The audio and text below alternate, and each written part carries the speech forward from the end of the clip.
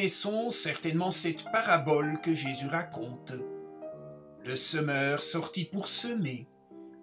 Comme il semait, des grains sont tombés au bord du chemin, et les oiseaux du ciel sont venus et ont tout mangé. D'autres sont tombés dans les endroits pierreux où il n'avait pas beaucoup de terre.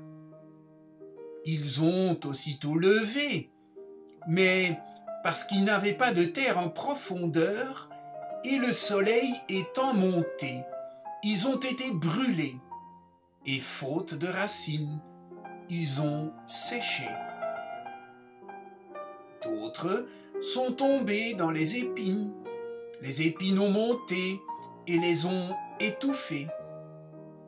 D'autres sont tombés dans la bonne terre et ont donné du fruit, l'un 100, l'autre 60, l'autre 30.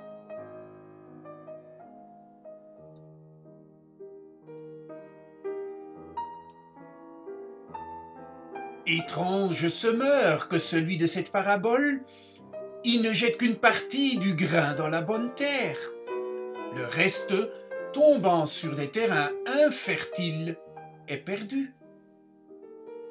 Est-il stupide, distrait, maladroit? Rien de tout cela. Sa logique n'obéit simplement pas à la nôtre.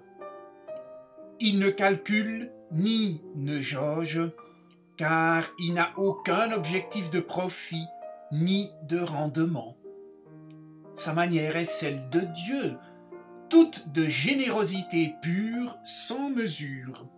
Son exemple nous appelle à renverser la tyrannie des chiffres, à abandonner nos raisonnements de comptables, à changer notre attitude frileux et mesquin, en semant à large poignée l'amour, la justice, la lumière, la joie, sans prêter oreille aux cyniques et aux désabusés qui tentent de briser tous les élans du coup à coup de « à quoi bon ?» Tout cela ne sert de rien.